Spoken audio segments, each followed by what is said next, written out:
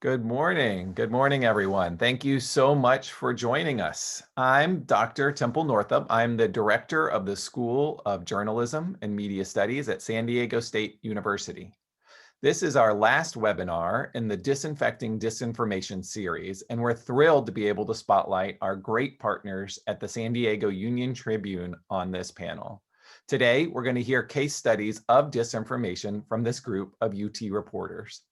When it comes to finding trustworthy news, more and more people say local news is where it's at. With local news, the public is looking for the watchdog we expect of our American news media. But according to research, we also expect local journalists to be good neighbors. As the pandemic wears on, we see even more value in local news. People need timely, unbiased, hyperlocal information about their communities. Without our journalism walk dogs and our own community, the rumor mill and disinformation machine can start to take over.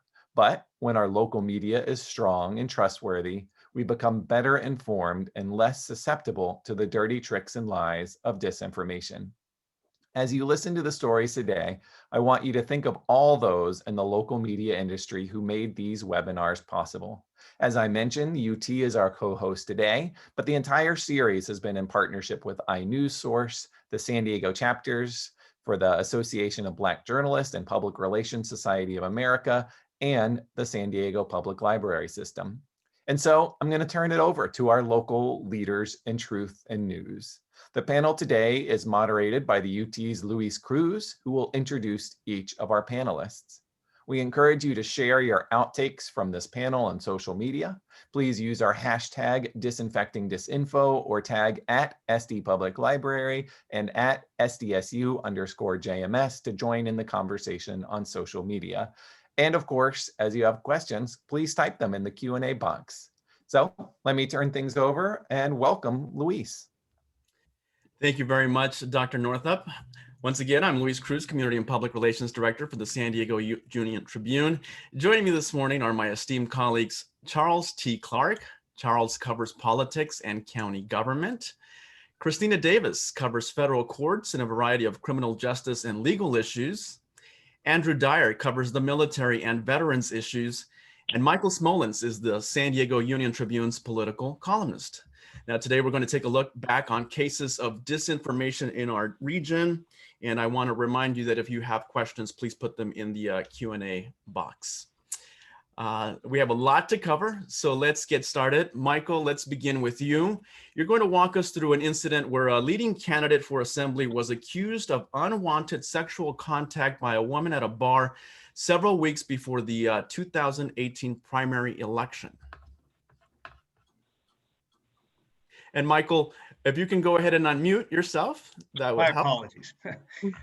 It seems like a lifetime ago that this election occurred, but it was actually a tragedy, both politically, because there were some damaged people, not the least of which was a candidate who may have lost an election because of it, and a woman who had some issues. But anyway, in NC, just 3 weeks before the election, Assembly candidate Phil Graham, who happens to be the son-in-law of former Governor Pete Wilson, was at a bar talking with a woman, and that turned into something he apparently couldn't have imagined. Later, she accused him of unwanted advances, of forcibly kissing her.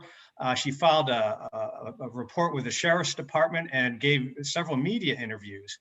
And Graham, of course, he had denied this. But again, this was the height of the Me Too movement. So these accusations were being taken even more seriously than they had before, and they should always be taken seriously. But then some cracks started to appear in this woman's story. Her story got inconsistent on various interviews. And also, reporters started researching her background, and she was the subject of some restraining orders and had actually filed false reports with Child Protective Services against another woman. So not only that, but the Sheriff's Department did a very quick investigation, and based on videos both inside the establishment and outside on the street and interviews, they found that they disproved these allegations. They didn't just find them unfounded. They said they didn't happen, which is a pretty high standard and pretty rare. but the damage had basically been done. The accusations were out there before they were disproved. There were online ads, and even about the accusations. And even after the news came out that this didn't happen in terms of the sheriff's view, the ads kept going. They did kind of become more general, about the candidate's character and so forth. But the real problem was over a 2-day period, mysteriously, nearly 50,000 robocalls were made to the district. This is a 76 assembly district up in the North Coast. And, restating the accusations in a very nefarious tone. It turned out nobody could track where they came from, and it really turned out to be a tangled web. Ultimately, it was tracked down to this telemarketing company, and what they had done is that they had spoofed another company, which I've learned since then is, they took the ID of another company's phone number, and that's what people traced it to. So initially, this other company that had no idea what was going on started getting heat from the authorities, and finally they tracked it back to this other company that actually worked their calls through Mexico.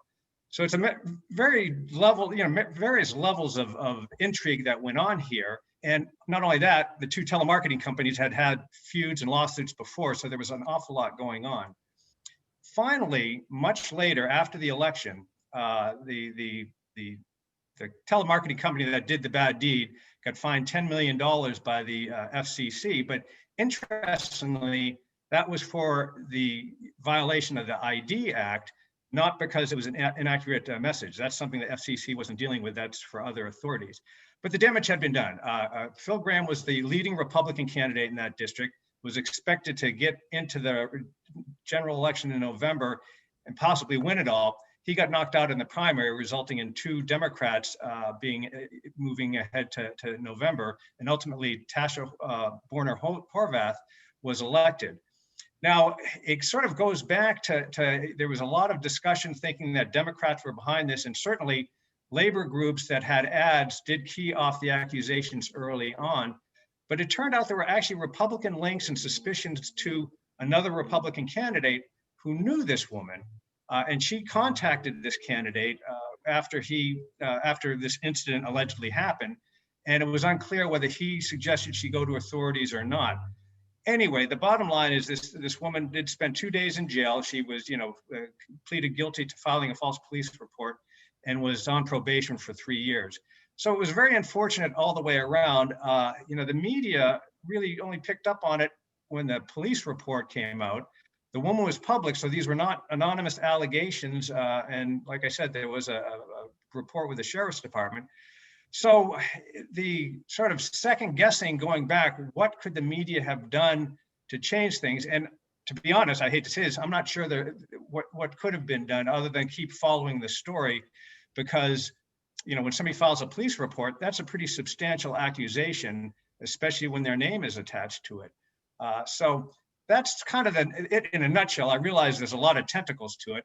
It still hasn't been fully resolved. The State Fair Political Practices Commission was asked to look into it along with the U.S. Justice Department, but there's been no resolution from those two agencies. Okay. And Michael, what ended up happening to the candidate? Well, he's just gone low profile. He ended up 3rd place in the primary. Remember, we have the top 2 primaries. So the top 2 vote getters, regardless of party affiliation, go on to November. He was the leading Republican by far in terms of profile and money and organization. And then there were 2 very competitive Democratic candidates. They advanced.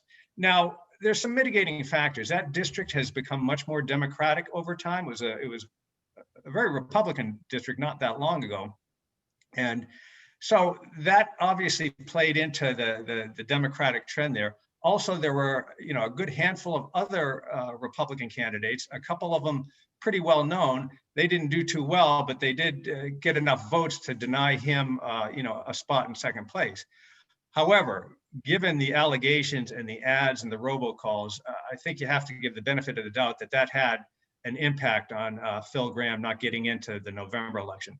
Whether he could have won in November, we would never know. But I think that it was disinformation, and it was very unfortunate and underhanded. somebody did pay a pretty big price, but so did Phil Gramm. Okay, thank you very much, Michael. Okay, let's move on to our colleague, Charles Clark. Charles, you've been covering the 50th District Congressional race. Omar Campanajjar is the Democrat in that race. There were reports his grandfather was allegedly tied to the Munich Olympic attacks. Tell us about that.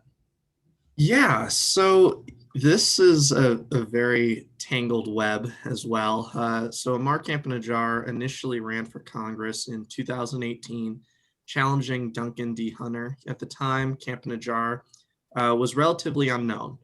And, then just, a couple of months ahead of the primary, an Israeli paper published a story saying that he was the grandson of a Palestinian terrorist who was the mastermind, quote, behind the Munich, was dubbed the Munich Massacre, which was an attack in the 70s on the Munich Olympic Games. And really, what was kind of interesting in this case is the candidate himself didn't push back against the notion at all. So initially, when they contacted him about this, he, sounded off with this tone of peace and, condemned his grandfather's actions. Now, Campanajjar gets through the primary and the contest ends up being a lot more competitive because Duncan Hunter gets federally indicted. And all of a sudden, this, very complex issue becomes kind of central to the campaign because Duncan Hunter picks it up. So, Luis, if you wouldn't mind moving to the next slide, really Duncan's entire campaign was devoid of the issues, right? He was under indictment. He didn't want to talk that.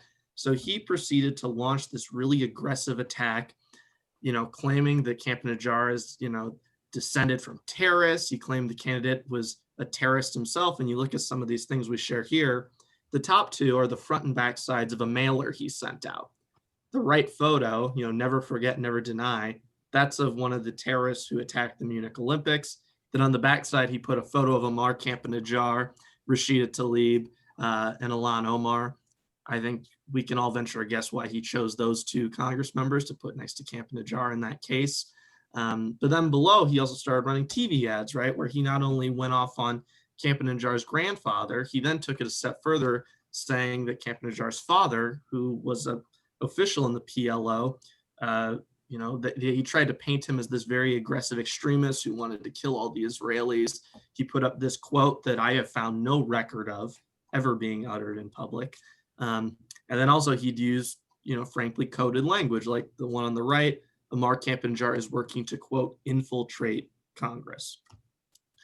Now, aside from the optics of Duncan choosing to go that route with his campaign, the other foundational issue here is that, if you wouldn't mind moving to the next slide, Luis, turns out that wasn't really the truth at all. The Israeli papers were incorrect and very much oversimplified. And to be frank, I think given their leanings, right, they had a certain historical view of it that they wanted to maintain and they didn't really question it.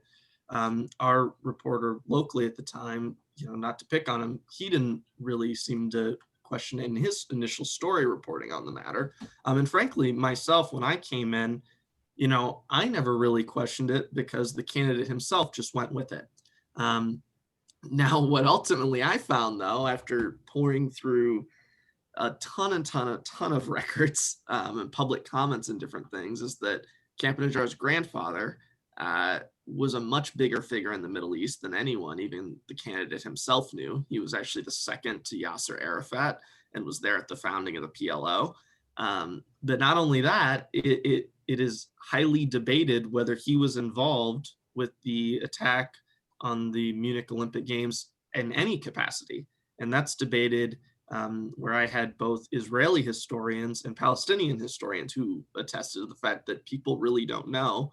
And if you go back and you looked at the reporting at the time of his death, which was a huge deal when he was assassinated by the Israeli government in Beirut, he actually, you find no mention of any kind of allegation that he was tied to the attack. Even the New York Times, which I don't think anyone could characterize as a Palestinian-leaning publication, especially at that time, even they say, and their reporting reflected that there was no, I think the way they phrased it was there's no indication in the intelligence community that he had any operational control over this rogue faction. Then on top of that, and just kind of rounding it out here, you found out that Camp-Najjar's father was the exact opposite of everything that Duncan Hunter painted him as. He'd been a public advocate for peace, so much so that Islamic extremists tried to have him killed while he was within a member of the PLO.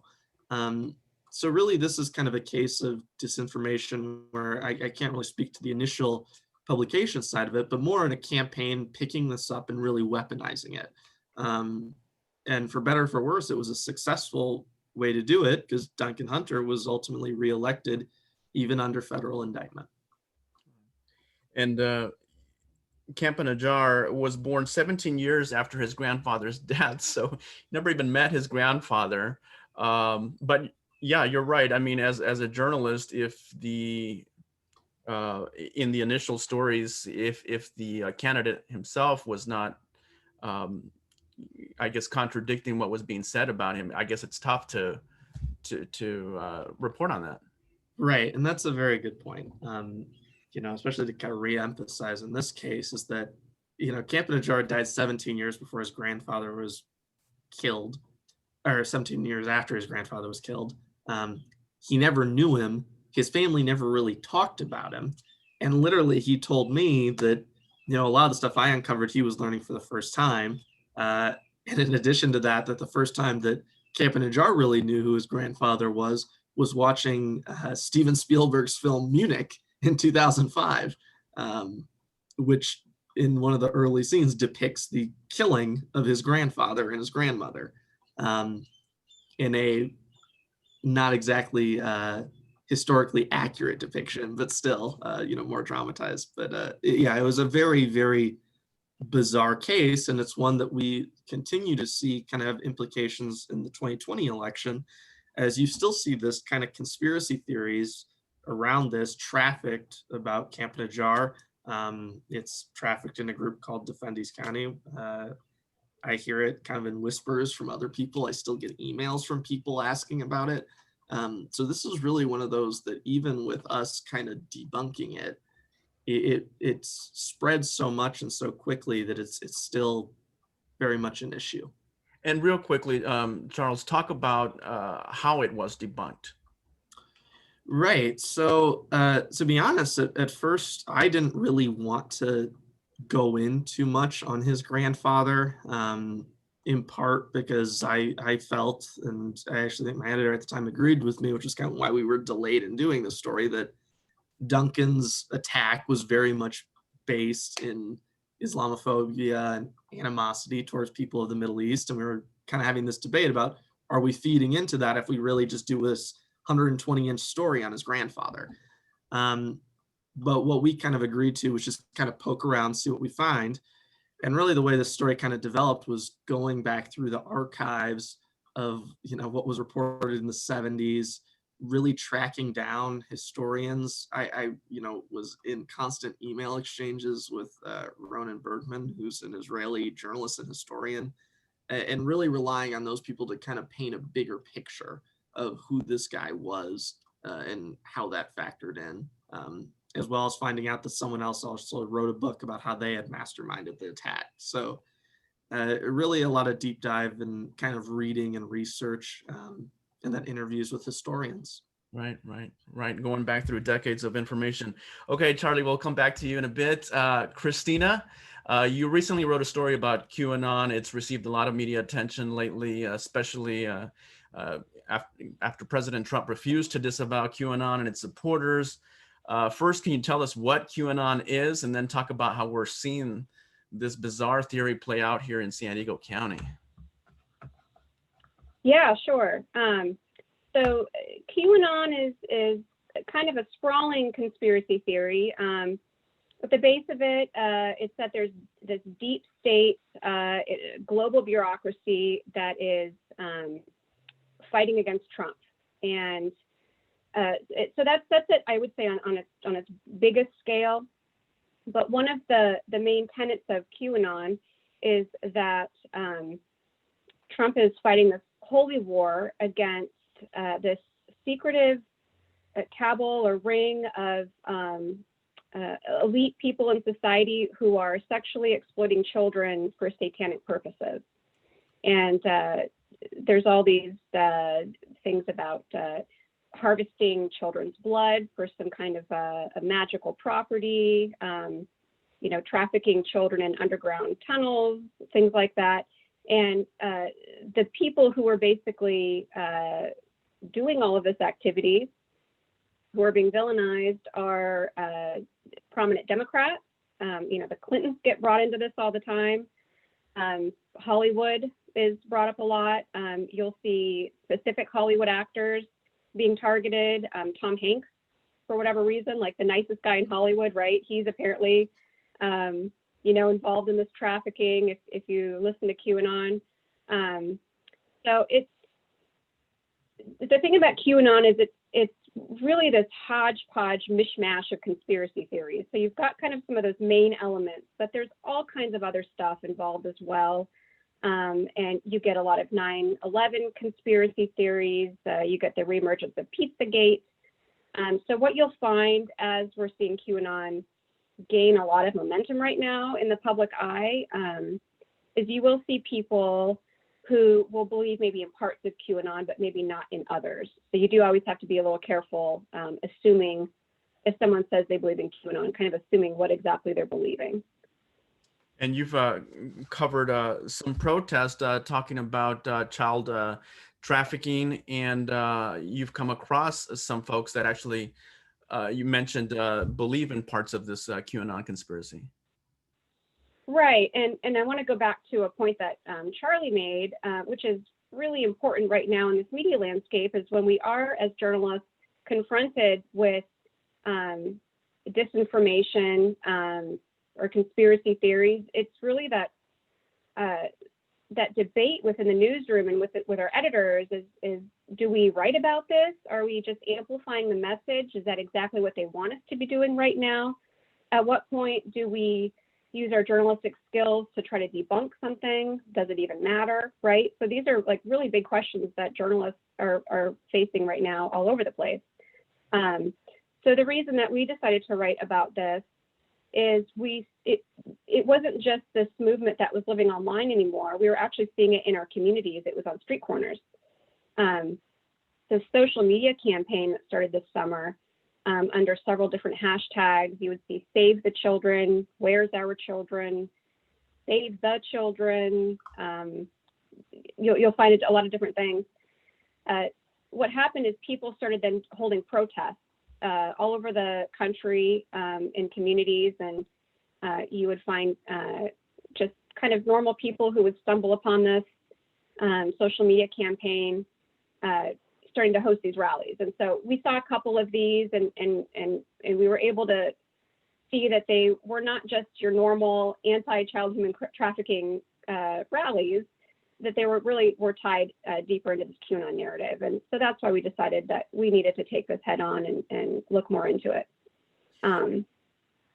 Kristina, talk about this slide here. Okay, so when you saw this campaign hit social media this summer, it was very meme heavy, right? And that's how a lot of these conspiracy theories are spread. Memes are so powerful. They communicate your message like that. They're meant to evoke really deep emotional responses a lot of times. And they're often just kind of put out there with zero context, right? So some of the memes that you would see that would be passed around Facebook was this missing children meme. I don't know where it came from, how old it is, who started it, but it got passed around, and it shows throughout the world the amount of missing children each year. And then of course, the United States is at the bottom. We have the most. And the problem with this slide is how misleading it is. And it's just feeding into these stereotypes and these myths when it comes to real child sex trafficking and real kidnapping, which is very true, very real, versus this QAnon narrative that they're trying to sell you. And So when you look at this slide, you kind of walk away with the idea that, wow, 800,000 children are just, they're vanishing off of our streets every year. We never see 800,000 children ever again, right? And that's just simply not true. I went and I traced this specific statistic back to see where they came up with this. And I found it in a Department of Justice report from 1999, looking at missing child reports in the US.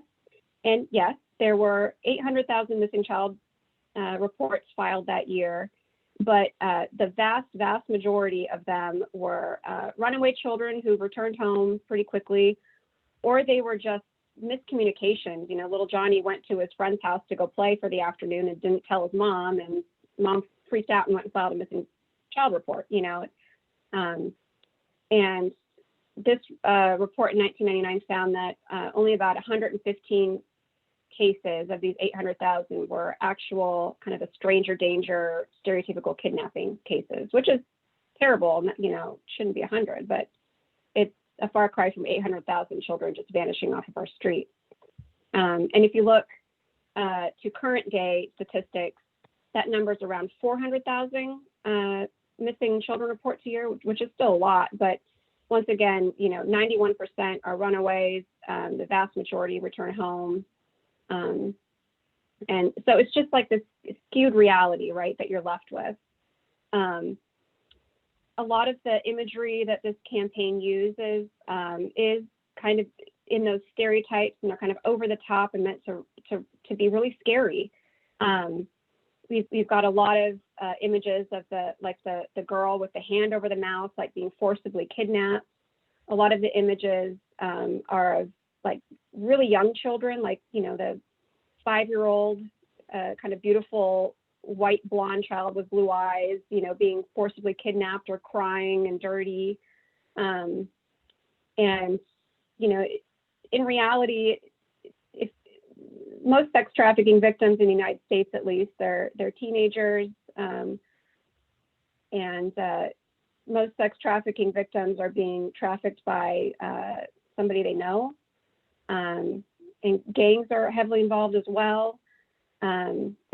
It's very different from this narrative that 5-year-olds are being kidnapped off the street all the time and they're being trafficked in underground tunnels by Democrats. I mean, you can get really, you know, if you really get deep into the narrative, it's kind of crazy. But it's fascinating how many people actually believe this and told me they believe this. Right. I do want to come back to you, Kristina, to talk about the effects that social media and the roles that social media play in disseminating this type of information. But Andrew, I want to get to you. You've been covering the Defend East County movement. Talk about that. You've seen some examples of QAnon being talked about somewhat in what you've been covering as well. Right, and Defend East County is a Facebook group. I think it numbers about 22,000 at this point. It formed just after the big Black Lives Matter rally turned riot in La Mesa. In you know, I think the visceral effect of the damage done in La Mesa really spurred people into action. This group has a lot of it's kind of like a hodgepodge of different conspiracy theories, mostly about Black Lives Matter demonstrations and protests. And Andrew, sorry to interrupt. Tell me where I should be in the slides just to make sure I'm along here. Yeah. So getting started with this slide, this happened in Pennsylvania earlier this spring, where a prankster essentially organized a flag burning rally, supposedly in Gettysburg on the 4th of July, and made a bunch of incendiary kind of propaganda promoting the event, and which really riled up people, militia kind of affiliated people, who all went to Gettysburg on the 4th to confront this Antifa group that was there to burn flags. But the problem was that there was no Antifa group. There was no flag burning, and hundreds of armed people showed up during that holiday weekend. And really is I think this is probably a really good example of how disinformation can push people into real world action. And in this case, one of the armed people who responded shot himself on accident. So you have real world harm based on a digital kind of manipulation. And we've also seen, maybe not as extreme, but a protest planned in July. The slide's up on the screen now. That used a photo of the La Mesa Chase Bank burning to promote a protest in solidarity with what was happening in Portland. This is around the time when federal agents had gone into Portland in response to ongoing protests there. And in this case, this protest was amplified by a group, a social media account that is not local. It was part of many similarly kind of marketed actions across the country. And it got to the point where local activists, and you see in the second screenshot, local protest organizers were discouraging people from attending because they felt it wouldn't be safe. This flyer was so incendiary, and this was shared in Defense County and other kind of neighborhood groups, like, oh, they're going to come back and they're going to do it again. And so there was a real kind of response. People were preparing to go out and confront protesters. So this particular protest was canceled, but you could see the effect of the event that it had on a group that was looking to go and confront people. And they've continued to go and confront protesters at Black Lives Matter rallies throughout East County, La Mesa, Santee. It's been an ongoing issue, and local activists talk about it a lot. So this is another kind of common piece of protest disinformation. The busloads of Antifa or people are being bussed in order to do damage to your suburb. And usually you'll see words like, oh, the word on the street, or, my brother is a police officer. Here's what he told me is happening. And usually this information is unverifiable. And then once the event happens, it proves to be false. And this has happened across the country, where so much so that the bus loads of Antifa is almost like a joke online. It's like a kind of its own meme of something that doesn't happen, but in some of these groups that are more reactionary, people buy into it and share the stuff. So here's a incident that happened in Santee. There was a protest plan for August 9th. This is the Facebook account. Justin Haskins, he's the person that started Defend East County, the Facebook group. He tends to rally people, encourage them to stay vigilant. They organize an on the ground response to Black Lives Matter protests. This one, in the way he talks about protesters, he calls them all terrorists. He calls them a mob. He says that they're threatening violence. And in this instance, this is a post in the Facebook group. And you can see it's got over 500 comments. They really kind of whip people up into kind of a, it's time to take action. We have to defend our city. They're coming to destroy our buildings and attack us. They're going to be marching through your neighborhood. Kind of really transparent scare tactics to get people to come out and counter demonstrate the protests. Now, this instance, the August 9th event, the organizers canceled the protest and decided to hold a food drive instead. at a park in Santee. I went to kind of hang out with them and see what it was all about, and to kind of see what might happen if anybody was going to show up to counter protest a food drive. And sure enough, about a dozen people kind of were hovering in the vicinity of the food drive. They stayed mostly out of sight, but they were at the other end of the parking lot of the park. There were Defend East County stickers on cars, big American flags, the kind of things that you see at the counter demonstrations. There were a couple of instances at this event where the counter protesters came down to where the food drive was where they were accepting donations, and got into kind of confrontations with the Black Lives Matter activists. One of the counter demonstrators had like a large hunting knife strapped to their hip. It wasn't clear what they thought they were doing or what they thought they were going to accomplish. The demonstrators, the activists thought that they were there just to intimidate them. Now, this Defend East County group, it's kind of a big umbrella, and a lot of information passes through there. This is one of the more, I mentioned this in the story that I wrote about the group. This kind of is the overlap with QAnon and the Save Our Children and some other disinformation about a bill, SB 145, that passed the state legislature. But SB 145 was being used by the Save Our Children and QAnon community to kind of say that California was legalizing pedophilia. This was absolutely not true. What SB 145 did was take an already existing California law that says that judges have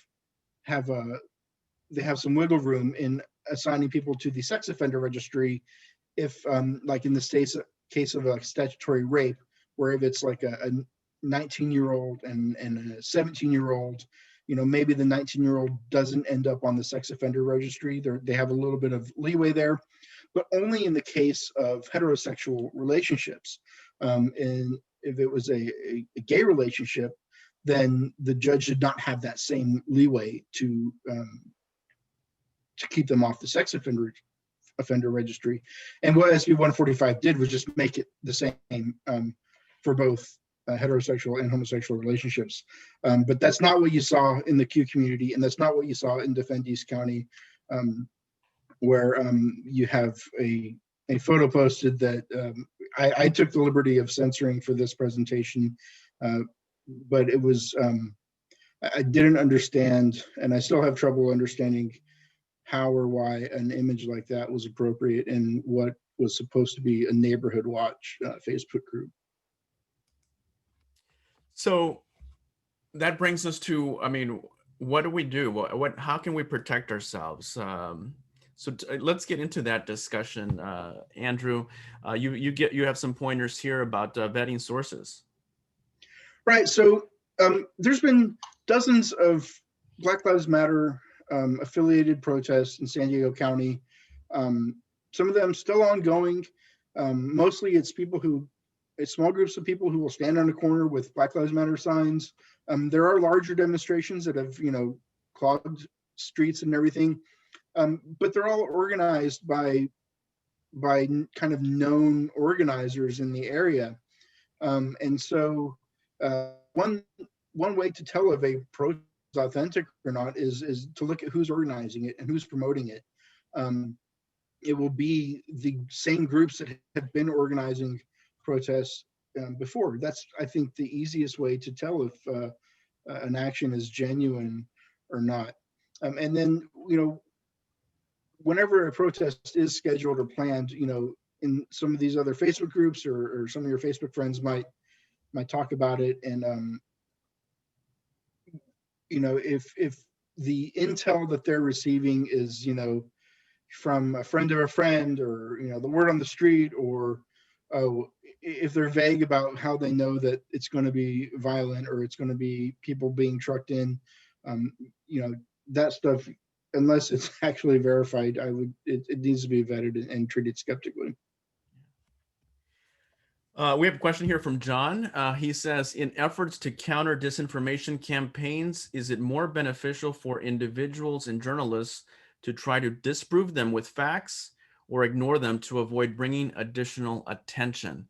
Kristina, you alluded to this in your presentation. What are your thoughts?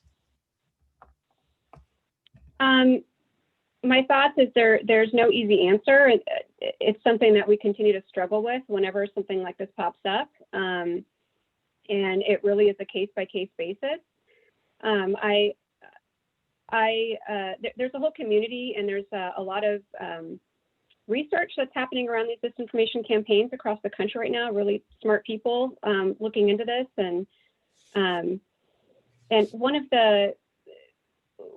one of the suggestions that they have made is that I think for national media at a real national level, it can be more harmful than good to talk about some of these disinformation campaigns sometimes, because all you're doing is promoting it and amplifying it. Where I think where it can make more of a difference is when local media are doing it, are looking into stuff on more of a local level. And so that's kind of what you're seeing here. You know, what the politics reporters are doing with some of the local campaigns, right? And a lot of that time that speaks to a larger thing, but you're keeping it local. And because you're actually affecting maybe who's voting for somebody, right? Like there's an actual effect. And once we started really seeing these Save the Children protests on street corners, you've got so many cars driving by, seeing these signs prominently. You know, I think that was kind of where we really needed to say, okay, this is really in our community. It's becoming more visible, and we need to take a crack at it. But a lot of times, that's the whole problem with disinformation and misinformation campaigns, is that they are just meant to amplify. And a lot of times it just doesn't matter how it's being amplified. At the end of the day, it's being amplified. And so there's people that are going to interact with that disinformation campaign, maybe see it, maybe not think much of it, but still kind of pass it on. As you'll see, they'll kind of just pass on kind of an innocuous meme through Facebook, not thinking much about it. And then there's the people who will really get involved and will really go down those rabbit holes and really maybe start to explore the different ideologies, right? But at the end of the day, it doesn't matter because it just got amplified no matter what. So that's kind of the danger of what we're seeing right now. And we really need to talk as a local and a national journalism community about our role in all of that. Yeah. I want to remind people that are watching right now on the live presentation, if you have a question, go ahead and put it on the Q&A box and we'll try to get to it. So journalists these days, I mean, you are in a very difficult situation because you are trained to seek out the truth. And with so much disinformation now and people believing the disinformation, I mean, it used to be that, yes, you would get criticized for maybe for what you wrote in the past, but now I suspect that the feedback you're getting is not so polite. Am I right? I mean, what kind of feedback are you getting these days? I think Andrew should answer that question. You know, some of it is overtly hostile. People accused, after I reported on Defense County, we got a lot of feedback, both me and like the editor of the paper, messages to our Facebook page, you know, saying that we were being unfair to the group, or that, you know, what about the other side? And you know, some of it was very personal and vitriolic, and that kind of stuff, unfortunately, I think is just, you know, if you're going to report about a controversial subject or a hot button issue, you kind of, at least I expect there to be some sort of negative backlash. People don't like to have their dirty laundry thrown out and on display, and that's essentially kind of what we do in talking about disinformation and these movements. Charlie or Michael, you want to add to that?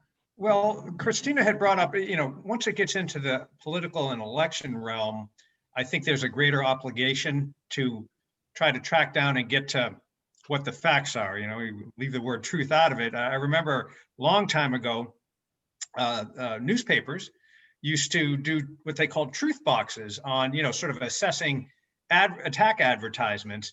And I think we still do that in a different form, but what the truth is. I wrote a column about certain attack ads, and there's always a little bit of a grain of truth or factual basis for it. And I'll give just one example, but it's worth, I think, pointing out. In the San Diego mayor's race, the Todd Gloria campaign, and these were not, surreptitious, these were open ads by the Todd Gloria campaign, basically accused his opponent, Barbara Bree, and they're both Democrats, of siding with President Trump on cracking down on the protests. As you may recall, that the president sent into certain cities, I think Seattle and Portland, some federal police or some sort of police agencies, very militaristic. And the San Diego City Council did a resolution, no binding aspect to it, but just a sense of the council that we would object to them sending any to San Diego unless we asked for them. And Barbara Bree had opposed that for a variety of reasons. One, tactically, she's a Democrat, but she's trying to appeal to Republicans. But also she maintains that I'm not going to be doing just these symbolic things. I want to do real things and so forth. Well, that vote generated this ad, and it's your classic attack ad where it shows, burning buildings, rioting in the streets, this, unflattering picture of Barbara Bree and the president looking menacing. It almost looks like they're, evil running mates. Is that fair to Barbara Bree? Perhaps she should have just voted for the resolution, and she had voted for similar symbolic moves before, like against the border wall. So she made a tactical decision. But I guess the question is, okay, does it deserve that kind of response where she had said on the record, no, she does not support federal police coming here without our authorization or our request. But, it takes a little bit, okay, people see these horrible ads. What really is the basis for it? And it's that one symbolic vote that suddenly made her seem like she's in league with the president on, having roving police forces in cities. All right, we have another question here. There are so many sources of information now. How do we know which are actually providing true facts? Who wants to take that one? I guess just a few that I would point to. One, I go back to a word that I think you've heard both Kristina and Andrew say. It's important to be skeptical, right? I think that as journalists, it's important to be skeptical. I don't like to be cynical, but to be, a healthy amount of skepticism about the things you see and read out there. I think also, making sure to do your due diligence on the news outlet that you are choosing to put your faith in. I think generally speaking, local journalism, obviously as part of that, I'm partial to that. But even when you see some of these national outlets, just try to be very cognizant and do your research, go to Media Matters, go to other things like that are independent outlets. One thing I like to do is I check with people who are experts in the field about where do they get their news information, right? So recently I interviewed the head of the Center for Hate and Extremism at UC San Bernardino, or not UC San Bernardino, I think it's CSU. But anyway, I always, just in passing, I like to get a feel for where do these guys look to get their information. Generally speaking, traditionally, I tend to like certain federal sources of information. Obviously, there's the whole politicization thing that's being debated now. And I know we have reported on some of the things like, I'm less inclined to say take Border Patrol at their word, given some of the recent events we've seen where they're actively pushing disinformation. But other outlets or other things, like the CIA, FBI, they tend to, at least in my experience, have been pretty forthright, especially when it comes to navigating extremism and bigotry. But I don't know, Kristina, I'm kind of curious what you would say. Yeah, well, one of the biggest things is obviously is finding that variance, right, of different media outlets, whether it's, you're watching the TV news, mainstream national papers, local journalism, but finding kind of that mixture so you can see where they're kind of maybe agreeing on an issue or where maybe one is like way off here, and then being skeptical of that. I think one of the interesting things about the Save Our Children campaign that I saw is here's an awareness campaign of a very real issue, right? This actually does happen in a different way, in a different narrative, but it's a real issue. Yet when you would dig just a little bit under the surface, whether it was a link to a video or a link to an organization that maybe, click here to learn more kind of thing, it was not linking you to the county's human trafficking task force. It was not linking you to the local shelter, to donate supplies or to give money to the local shelter. It was not linking you, to the recent report about something. It was linking you to weird YouTube videos. It's linking you to nonprofit organizations that when you then looked a little bit deeper into that, you saw that they'd just popped up like 3 months ago. They're from out of state. They're like in Tennessee or something. So it's just right there, that's where those red flags should just be popping up for people who are consuming media critically, especially people who are really depending on Facebook and social media to get their news, which is frightening to think about, but it's very true. So I would just kind of see where some of those things are leading you, and take a step back and say, well, wait a minute, is this really the authority on this issue that I think is out there? Well, one thing about it that you often see in these circles is a lot of bashing of the mainstream media, the MSM. They always get it wrong. You can't trust the MSM. And mainstream outlets have failed in the past. That's absolutely true. In the fields of like racial justice and a lot of areas, mainstream media has been lacking. However, it's important to understand that, like the New York Times and Washington Post and your local newspapers, all have a rigorous editing process and fact-checking requirements before any story is published. But other outlets, newer, online only, or a YouTube personality, they don't have any of these hurdles to cross before they publish. And so, the fact is most mainstream media outlets are also the most trustworthy because of that rigorous editing and vetting process of their stories. We have about 5 minutes left, and we have 2 questions. But on that point, I do want to remind our viewers that we actually have a whole page on our website where we explained our journalism.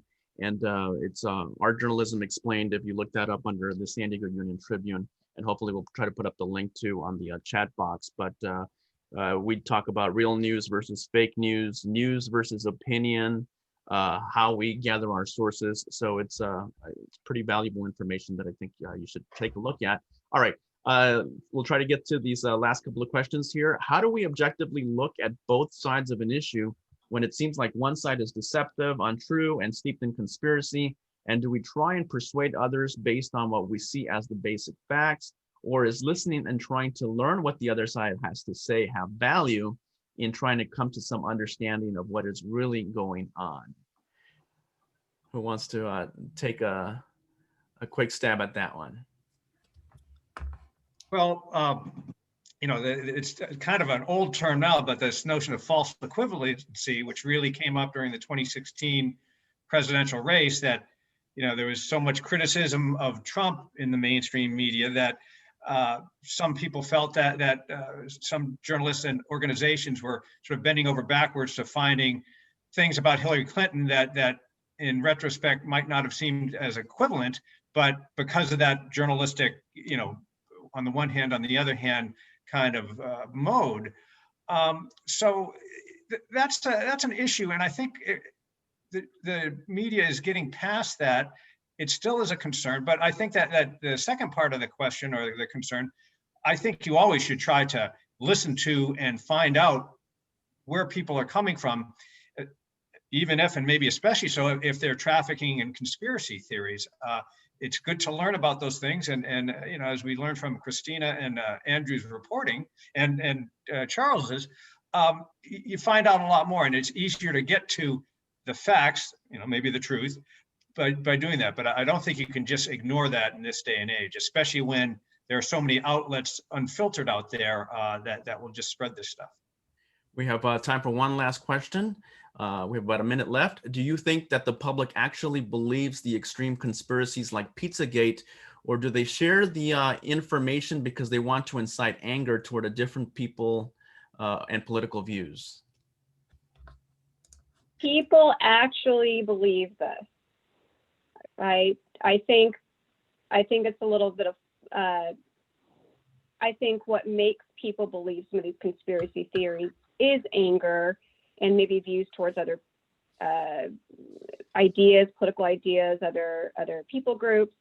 But yes, people deep down actually believe some of this stuff. All right, we are going to have to leave it there. If you haven't watched The Social Dilemma on Netflix, I think I recommend that you watch it. I think it'll break down how quickly disinformation spreads on social media and why perhaps that isn't always the best place to get your news. I want to thank my colleagues, Charles T. Clark, Kristina Davis, Andrew Dyer, and Michael Smolens for your expertise on this very important topic. And I want to thank everyone at home for watching and asking some really, really important questions. I will now hand it over to Dr. Kay Sweetser for some closing remarks. Thank you so much, Luis. What a great discussion. I really appreciate you guys digging into those topics and talking about how relevant these things are for us in San Diego. You know, over this month of October, we dug into so many facets of disinformation. And now with the election just 2 weeks away, I would say by looking at my Facebook feed, this series was pretty well timed. Throughout these events that we've held, our media school director, Dr. Temple Northrup, has been talking to us about the importance of media literacy. And as a school of journalism and media studies, we take our charge to educate ethical and conscientious media professionals very seriously. As you can see from these webinars, our mission does not stop at the end of the sidewalk on campus. We believe in helping to ensure strong media literacy among all of our citizens, even those far beyond San Diego. So before we sign off for our final time in this fantastic series, I'd like to again thank our amazing community partners who are just as dedicated to truth and transparency as we are. It has been an absolute pleasure working with the San Diego Union-Tribune, iNewsSource, the San Diego chapters of the Association of Black Journalists and Public Relations Society of America, the San Diego Public Library System, and SDSU's Glenn M. Broome Center for Professional Development in Public Relations. So in leaving you, I ask that you please tell us what you thought about today's webinar. When you get a survey, please fill it out. Thank you so much for your time, and make sure that you get out and vote.